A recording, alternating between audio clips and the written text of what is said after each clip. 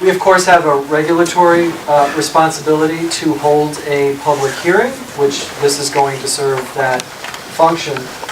But also, one of the pieces of feedback we get is the formal regulatory public hearing process often leaves people feeling that it was not an engagement. It was kind of awkward and kind of bureaucratic, because when we move into that process, which we will in just a moment, we have to just sit and listen, not respond, not engage, not present, or anything like that.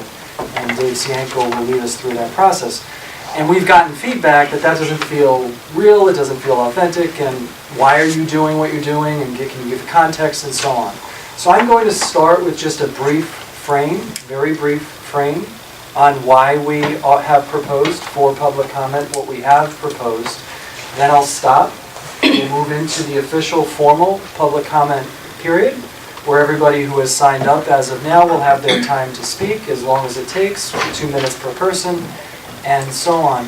And then what I will invite, completely optional, completely voluntary, if anyone would like to stay and have a discussion, have a conversation, where we can learn from each other, different perspectives, and really have an engagement, have a discussion, I will stay as long as there is interest to have that conversation. So again, just a brief frame at the beginning. I'll move into a moment. Then we'll go into the official bureaucratic regulatory process where everybody who signed up will get a chance to speak.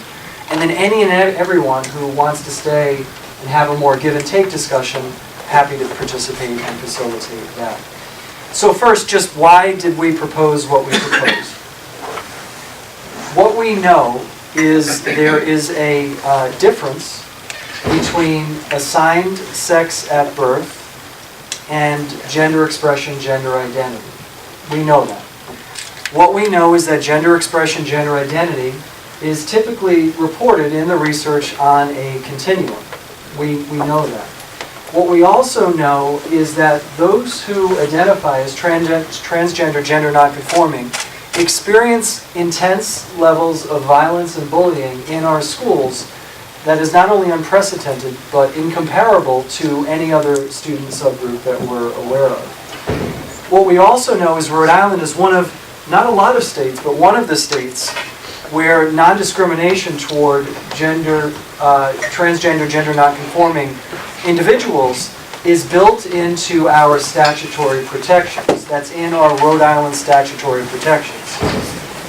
What this policy is doing is merely articulating guidance around what districts have always had a responsibility to do, which is to implement that statutory protection toward transgender, gender non-conforming individuals.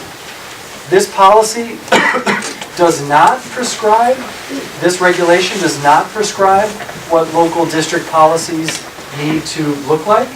What it does prescribe is local school districts will need to have a policy in place, and what it does identify is a number of issues that are complicated in this space, and district policies have to address each of those issues that are identified as being complicated in this space.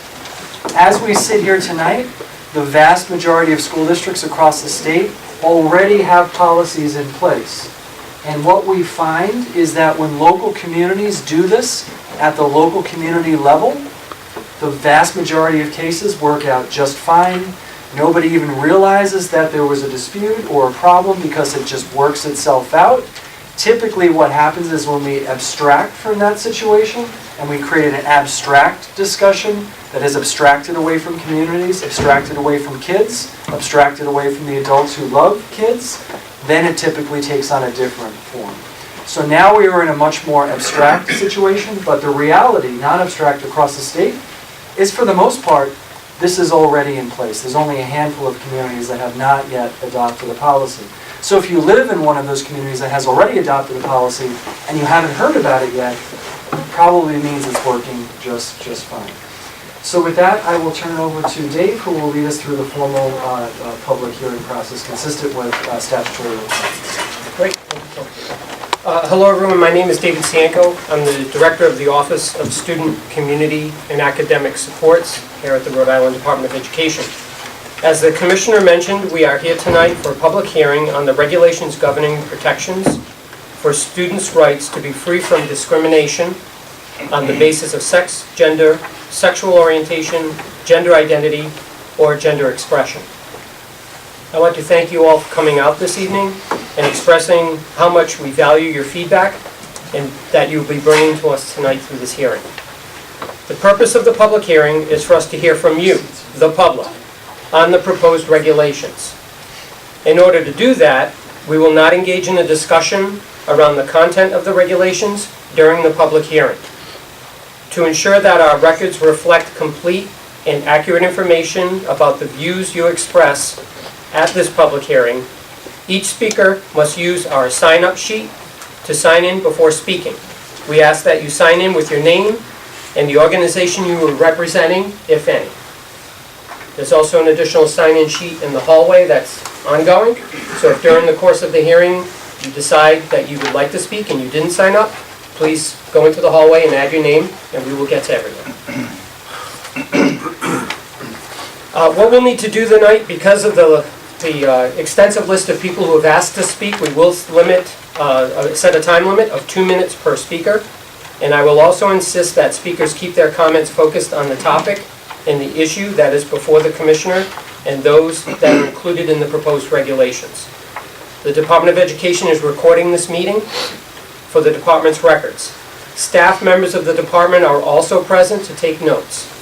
The Department of Education staff will maintain all materials in a file for review by any interested party. You may also submit written materials tonight along with your comments, and you may submit written materials or emails to the Commissioner at any time before the public comment period closes, which is on Friday, February 16th. After the public hearing tonight, staff members of the Department will provide the Commissioner with a brief summary of all of your comments, which will aid him in his deliberations. I will now be calling the names in order that they are listed on the sign-in sheet.